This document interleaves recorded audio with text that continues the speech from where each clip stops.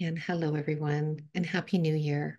Bonjour tout le monde. Donc, bonjour à tous et bonne année. Voici notre premier webinaire de la CFC de l'année 2024. Nous sommes ravis que vous vous joigniez à nous aujourd'hui et nous sommes impatients d'apprendre et de grandir ensemble tout au long de cette année. Nous commençons l'année avec un sujet merveilleux, comprendre l'intersectionnalité. Dans ce webinaire, nous voulons vous donner les connaissances nécessaires pour promouvoir l'égalité et appliquer une lentille intersectionnelle à votre travail. Je suis ravie de vous accueillir aujourd'hui. N'hésitez pas à vous présenter dans le chat pendant que je me présente à vous. Pour ceux que je rencontre pour la première fois, je m'appelle Tracy Vavreck. Je suis membre de l'équipe du CFC et je suis ravie de vous compter parmi nous aujourd'hui. Aujourd'hui, je me joins à vous depuis ma résidence de Calgary en Alberta. Je reconnais et je rends hommage au territoire traditionnel des peuples du traité numéro 7, qui comprennent la Confédération des Pieds Noirs, la Première Nation Tsuut'ina et la nation Stoney Nakoda, ainsi que la nation Métis de l'Alberta. En automne 2023, j'ai participé à un événement dans la région de Calgary et j'ai eu l'occasion d'approfondir mes réflexions et mes connaissances sur les moyens de renforcer mes actions en faveur de la réconciliation. On m'a demandé de réfléchir à la manière dont je peux remettre en question les systèmes qui créent le besoin de résilience et de comprendre qu'il y a une différence entre l'inclusion et l'appartenance. Et qu'il faut une trace de femme pour créer l'appartenance. Je laisse la place à ces pensées et à la façon dont je peux renforcer les traces et faire partie du voyage de guérison et construire activement un avenir inclusif et bienveillant de paix, d'amitié et de compréhension.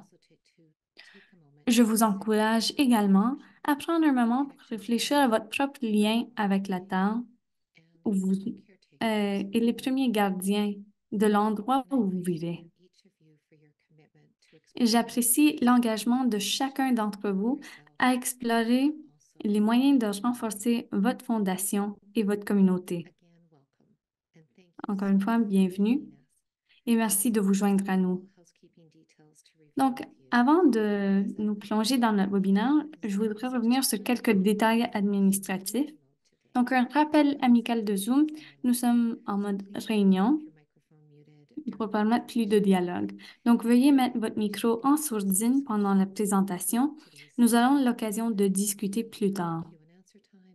Donc, peut-être lors du moment de questions et réponses. Si vous avez des questions à poser pendant la session, n'hésitez pas à les poser dans la boîte de dialogue. Nous allons recueillir vos questions pour une brève séance de questions-réponses à la fin.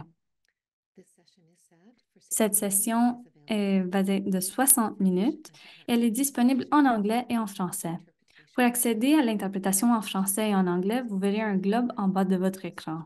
Si vous cliquez sur ce globe, vous pouvez passer du français à l'anglais et de l'anglais au français. Vous pourrez également accéder à la présentation en anglais et en français. En haut de votre écran, vous verrez les options d'affichage. Si vous cliquez sur la flèche à côté, vous allez voir un panneau. Sous Écran partagé, vous pouvez choisir d'afficher soit le jeu de diapositives en anglais ou en français. Donc, je veux juste m'arrêter un instant pour vous laisser le temps de vous installer, de trouver cela, sinon vous pouvez écrire dans le clavardage.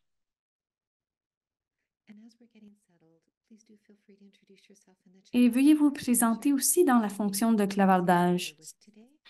Vous pouvez indiquer votre organisation et comme ça, on peut créer un peu un sens de communauté. Maintenant, je suis ravie de vous présenter notre adresse aujourd'hui. Nous avons notre amie, une amie vraiment dans toute la communauté et notre réseau. C'est Ruth Mujid Ramirez. Et vraiment, Ruth, c'est tout un plaisir de vous avoir avec nous aujourd'hui. Ruth fait partie le réseau du FCC, ainsi que dans des autres réseaux pour appuyer comment nous pouvons aider nos communautés et changer cette lentille de perspective. J'étais la responsable en chef de l'équité pour le projet Inclusion. Si vous avez l'opportunité d'apprendre plus du projet Inclusion, je vous invite à le faire parce que vraiment, il vise à faire progresser l'équité, la diversité et l'inclusion dans la société canadienne en engageant activement les partenaires et les décideurs par le biais de la recherche du développement des connaissances et de la communauté. Dans son rôle, la recherche, l'engagement et la conception de solutions de Ruth se concentre sur une approche intersectionnelle et intergénérationnelle pour aborder les questions complexes de race, de décolonisation et d'équité entre les sexes. Elle dirige le développement de stratégies READY organisationnelles et l'accompagnement des parties prenantes à plusieurs niveaux dans le secteur public et privé. Vraiment, c'est un plaisir de vous accueillir à nouveau aujourd'hui. Merci d'avoir pris le temps de nous enseigner et d'apprendre de vous avec toutes vos connaissances. Vraiment, et comme ça, nous aider à poursuivre nos objectifs communs en matière d'égalité. Ruth, je suis ravie de vous laisser la parole. Merci, Tracy. Vraiment, bonne année pour vous aussi. Et pour tous ceux qui se joignent à nous, si c'est votre première fois, bienvenue. Et vraiment, ça fait déjà quelques années que nous travaillons ensemble dans la communauté. Vacances. I hope you all had wonderful and great holidays. J'espère que vous avez eu des merveilleuses vacances et bienvenue.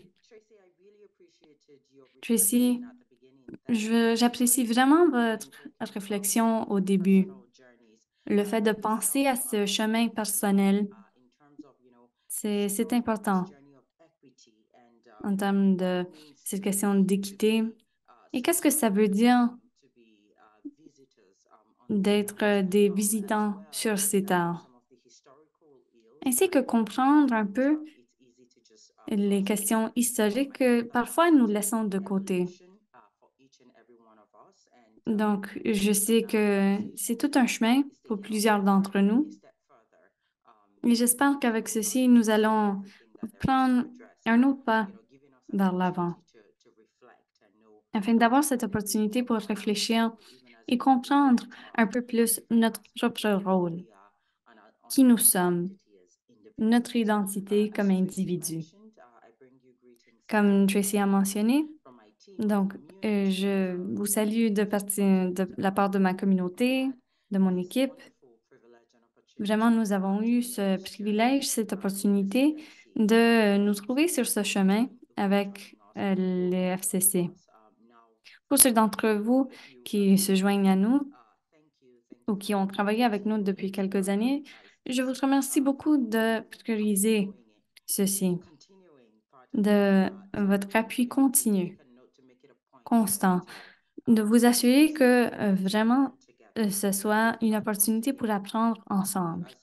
J'espère qu'encore une fois, nous allons pouvoir apprendre ensemble et que ceci va pouvoir vous inspirer à quelque chose. Et comme ça, nous pourrons avoir aussi des interactions, des discussions et pouvoir voir comment nous continuons avec ceci. Donc, j'ai vu dans le chat, il y a eu des gens qui se sont présentés. Merci beaucoup. Vous savez déjà comment ceci fonctionne.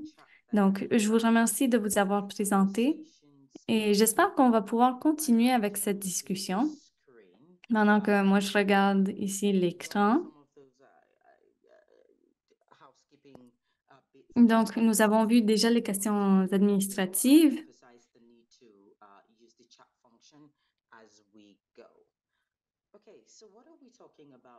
Donc, qu'est-ce que nous sommes en train de voir aujourd'hui?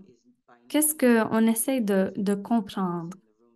Et peut-être que c'est un mot que vous connaissez déjà, l'intersectionnalité. Et qu'est-ce que ça veut dire pour nous tous? Comme individus et qui font tout ce travail vraiment critique et important, fondamental. et comment nous allons contribuer à la société en général. Because I am sure that we're not unfamiliar with this concept, we'll be defining it, maybe Donc, speaking a bit je crois about que history, vraiment, premièrement, je vais définir un peu ceci. Je vais parler de l'histoire. the Qu'est-ce que c'est intersection of l'intersectionnalité, why son intersectionality, application? why is it Qu'est-ce que c'est? why is it relevant Pourquoi est-ce que c'est important? Pourquoi est-ce que c'est to important pour notre travail? and what happens at the Et intersection? aussi, qu'est-ce qui How se do passe à systems l'intersection? respond? How do Comment est-ce que systems les systèmes shift répondent à ceci? Comment est-ce que les systèmes peuvent changer et s'adapter, of intersecting and étant donné les conséquences de l'intersectionnalité? things that we'll try to cover in the Donc, voici quelques points que nous allons essayer de voir. conversation here today. Mais vraiment, la vraie discussion ici, Being part of this en comprenant que vous faites partie de ce chemin avec nous, that Tracy was talking about earlier. c'est en regardant cette scène, Ourselves ready. We're going to be veuillez vous préparer. those conversations. Nous allons continuer à parler de ceci That we have a really robust et on conversation. veut s'assurer que vraiment on ait une discussion robuste. Donc, qu'est-ce que c'est l'intersectionnalité? To the right there is what's known as the intersection. Nous avons à droite And ce qui est la roue de l'intersectionnalité. Donc, il y a quelqu'un et généralement, quand nous travaillons avec ces questions sociales assez complexes, c'est facile de regarder les questions d'un seul côté, d'une perspective unique, au lieu de voir tous les aspects. Et vraiment, l'idée de l'intersectionnalité, c'est comprendre. Comprendre que les personnes sont ont plusieurs facettes. Ils ont plusieurs aspects. Et c'est ceci qui va affecter leur vie. Et donc, il me semble qu'il y a quand même assez ici, peut-être que plusieurs d'entre vous, vous le savez avec l'histoire du monde, mais l'intersectionnalité, c'est un mot d'une activiste américaine. Et elle essayait de faire face aux différentes lacunes, ou même liées au féminisme et tout cela. Essentiellement, elle voulait qu'on regarde au-delà de ceci, de ces questions qui peuvent affecter les gens. Et je suis certaine que ce n'est pas un mot nouveau pour vous, mais je sais que pour moi, comme une femme noire qui est ici devant vous aujourd'hui, je sais qu'il y a différents aspects qui font partie de mon identité, mon genre, mon niveau d'éducation, ma capacité, mon orientation sexuelle, ma spiritualité, ma nationalité. Ce sont tous des points et ce sont des points que peut-être quelqu'un va laisser de côté à un premier moment. Donc, l'intersectionnalité, ça veut dire qu'il faut regarder au-delà de cela. Et vraiment, la seule façon de regarder, de voir au-delà de cela, c'est d'être capable de nous définir, OK, c'est ça, c'est cette personne que je suis. Voici les parties de mon identité que je me sens confortable de partager. Donc, l'intersectionnalité, ce sont ces expériences de vie. Et vraiment, ça parle de la multiplicité aussi des besoins des personnes. Donc, quand nous utilisons ce mot, il va y avoir des différentes parties de l'identité qui vont intersecter. Et donc, c'est là où nous voulons voir les différentes catégories. Il faut avoir une approche holistique pour faire face à ces difficultés. Et pas juste regarder à une notion ou à un biais ou quelques présomptions sur quelqu'un. Vraiment, il me semble que c'est une bonne place pour commencer cette discussion cette année. Il me semble que c'est un bon point de réflexion au fur et à mesure que nous continuons avec notre travail pour la prochaine année. Vraiment en comprenant qu'il peut y avoir des biais, des présomptions, des lacunes qu'on peut apporter à notre travail. et donc que parfois nous aident à catégoriser les gens, mais qui peuvent ne pas représenter la réalité. Et donc, voici quelques exemples. J'ai passé quand même un peu de temps sur ceci parce qu'on parle des biais, des présomptions, des stéréotypes, des préjudices. Et voici quelques façons dont ils se présentent. Donc, c'est important de penser à la nationalité et tout cela de façon holistique. Donc, quand on parle des femmes autochtones disparues et assassinées, il y a une feuille qui contient beaucoup de données, de chiffres par rapport au pourcentage des femmes disparues et assassinées qui ont été rapportées lors des dernières années. Donc, si vous allez sur Statistique Canada ou n'importe quel autre site web réputable d'information, généralement, on ne veut pas tout indiquer. Donc, les chiffres que vous voyez, vous pouvez imaginer que la réalité, probablement, est plus que cela. L'intersectionnalité, dans ce cas, c'est lié au fait que il y a des points qui vont intersecter de qu'est-ce que ça veut dire d'être une femme autochtone, qu'est-ce que ça veut dire d'être une femme. Il y a des questions de classe. Il y a des autres problèmes aussi.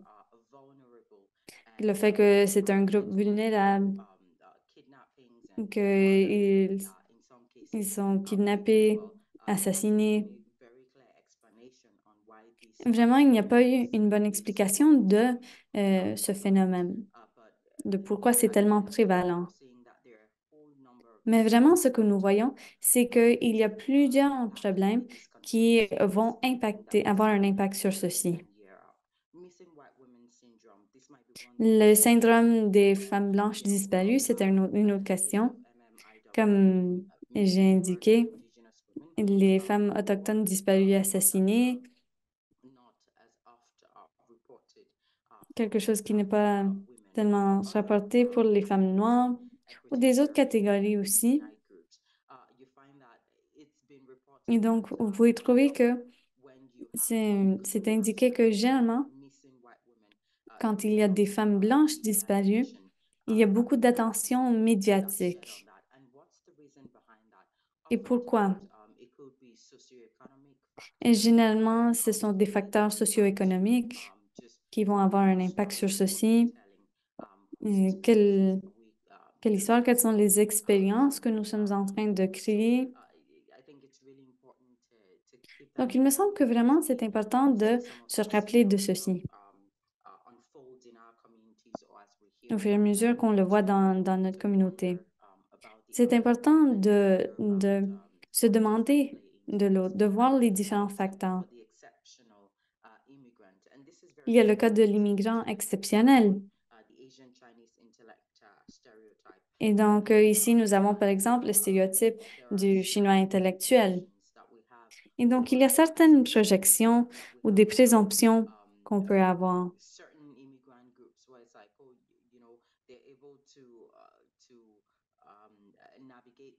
Et donc, ils peuvent naviguer quelques difficultés socio-économiques ou éducationnelles ou de classe.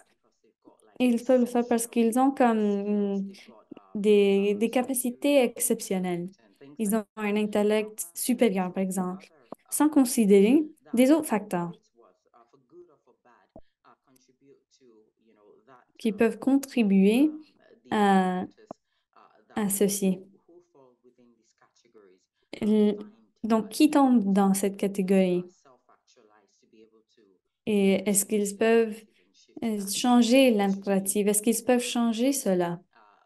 Il me semble encore une fois que ceci nous indique qu'il faut faire face à ces méconceptions, ces présomptions que nous pouvons avoir.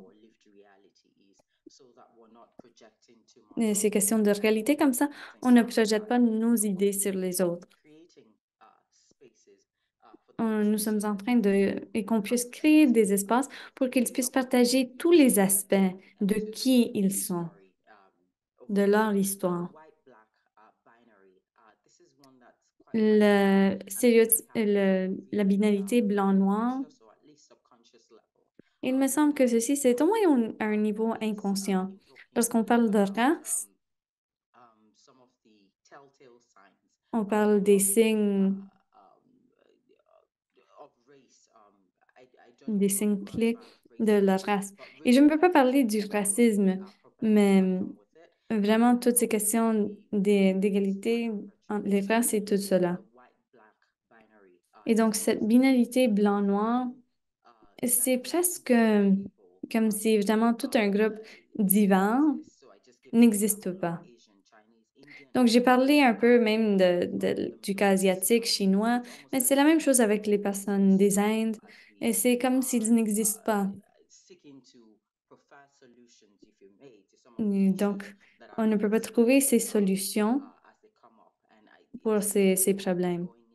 Et vraiment, c'est important en regardant l'année 2024, c'est important de bien comprendre ces personnes qui peuvent avoir des expériences, des réalités et qui sont laissées de côté, qui sont ignorées.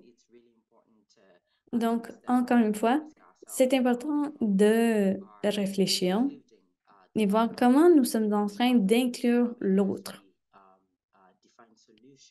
même lorsque nous sommes en train de définir des solutions et nous essayons de faire face à ces lacunes. Les femmes dans le secteur de la bienfaisance. Je sais que ce n'est pas peut-être quelque chose d'étrange pour nous, les différentes pensées qu'il y a par rapport à pourquoi il y a ce grand pourcentage de femmes qui font partie du secteur de la bienfaisance. Donc, qu'est-ce qu'il y a derrière cela? Quelles sont les sortes de femmes, les sortes d'histoires qui font partie de ceci, les identités? Et encore une fois, au fur et à mesure que nous voulons que les gens puissent raconter leur histoire. Et donc, c'est comme ça que nous pouvons commencer à apprécier la diversité au lieu de le regarder d'un seul point de vue. Donc, ce sont les façons dont nous pouvons voir ceci. Et donc, on peut prendre un moment et trouver ces opportunités, créer ces opportunités pour bien connaître. Donc, comment l'intersectionnalité fonctionne-t-elle? Bon, toutes les féministes sont égales, mais non.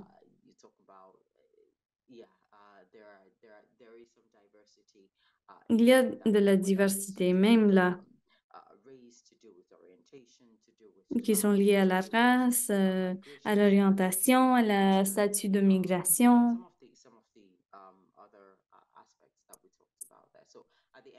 Il y a des autres aspects aussi. Donc, le fait de remplacer les féministes, c'est juste pour comprendre vraiment qu'il n'y a pas juste un côté de l'histoire.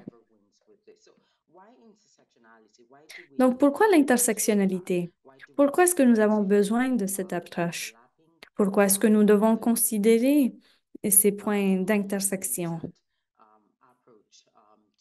et voir cette approche à notre travail, à nos solutions? C'est pour s'assurer que personne n'est laissé de côté. Dans toutes nos présomptions, dans tous nos meilleurs efforts, de changer le système, d'accomplir ce changement, il faut s'assurer de ne pas laisser certains groupes de côté. Et encore une fois, il y a aussi une appréciation qualitative par rapport aux questions, aux engagements que nous avons dans nos communautés, nos organisations, pour avoir cet espace pour les expériences des gens. Et c'est aussi une question d'inclusion, d'avoir une pensée inclusive. Et il faut identifier vraiment les vraies causes des inégalités dans notre système, nos systèmes. Est-ce qu'il y a une inclination à appuyer certains groupes parce que peut-être nous avons certaines pensées religieuses ou ou spirituel, ou peut-être parce qu'ils parlent, ils ont une certaine langue. Donc, finalement, c'est une question de s'assurer de ne laisser personne de côté. Et il faut avoir un accent mis sur les systèmes. Donc, nous devons être d'accord.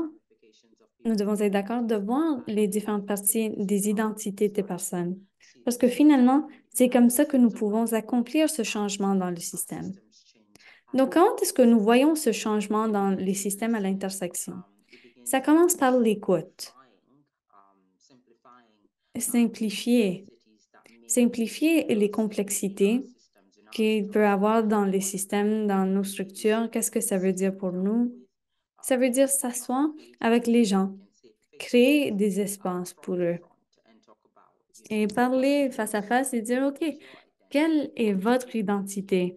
Qu'est-ce que vous apportez? Et donc, de cette façon, on peut s'assurer de ne pas contribuer à ces questions négatives. Et ça permet aussi de maximiser les bénéfices. Vous allez voir une feuille qui fait partie de tout ceci. Mais sur ce, je vais redonner la parole à Carlton, juste pour voir les groupes de travail, et comme ça, nous pouvons avoir la vraie discussion. Merci, Ruth. Je vous remercie de votre présentation. Donc, dans quelques instants, nous allons vous diviser dans des groupes de discussion. Je vais inclure quelques questions dans la fonction de clavardage et vous allez avoir l'option de parler de comment ceci affecte vos communautés et vos fondations. Donc, juste quelques instants. D'éducation et tout ce qui va vraiment informer comment vous êtes traité par la police, par la société civile, par des organisations, même dans le cas des immigrants, des réfugiés, en termes des organisations qui reçoivent ces immigrants, comment est-ce qu'ils les reçoivent? Quand est-ce qu'ils leur donnent la bienvenue? Et donc, tout ce travail que nous voyons aussi certaines disparités par rapport à comment certains groupes sont servis différemment. Et encore une fois, juste comprendre qu'il y a des différents éléments là. Merci, Ruth. Vraiment, c'est un beau moment où on peut apprendre de vous. Et prendre ce moment pour parler de ce que vous avez appris de James et Izumi, les différences, qu'est-ce que ça veut dire. Et aussi créer ces liens forts communautaires. Donc, au fur et à mesure que nous regardons à nos différentes lentilles, voici mon interprétation. Est-ce que nous sommes en train de diminuer notre perspective, nos présomptions? Et donc, j'apprécie vraiment le fait d'avoir ce temps de discussion et avoir ces discussions vulnérables entre nous. Donc, merci beaucoup tout le monde d'avoir partagé vos points de vue. Et Ruth, merci beaucoup de nous guider, de nous aider au fur et à mesure que nous continuons dans ce chemin, sur ce chemin. Donc, si vous n'avez pas eu le temps de voir nos ressources, je vous invite à le faire.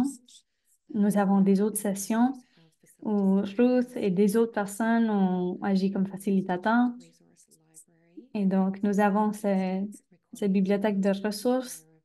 Il y a vraiment des enregistrements fantastiques de des autres événements qui démontrent le travail que nous sommes en train de faire pour aider nos communautés. Donc, je vous encourage à prendre le temps pour accéder à ces ressources si vous ne l'avez pas fait avant. Et donc, voilà la conclusion de notre webinaire aujourd'hui. Vraiment, nous vous remercions de vous joindre à nous aujourd'hui et merci beaucoup à vous, à votre équipe, de votre appui au fur et à mesure que nous voyons cette expérience d'apprentissage.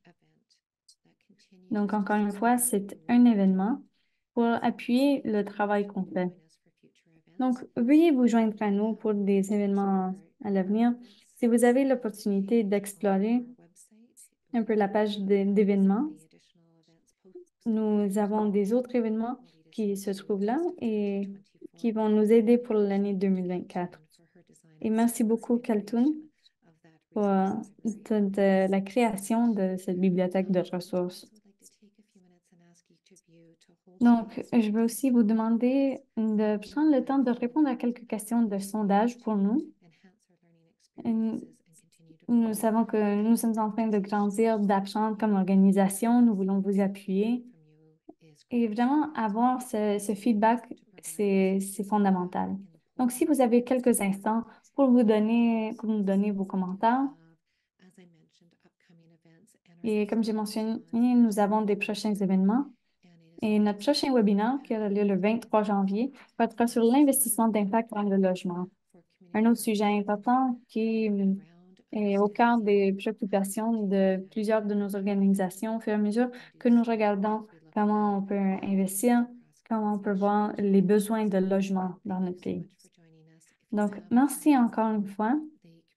Si vous n'êtes pas enregistré pour le bulletin, c'est un bulletin interne pour les communautés, pour les fondations. Veuillez vous enregistrer pour cela. Je vous remercie encore une fois de vous joindre à nous et on espère vous voir à l'avenir. Prenez soin de vous et j'espère qu'on peut tous continuer notre beau chemin ensemble.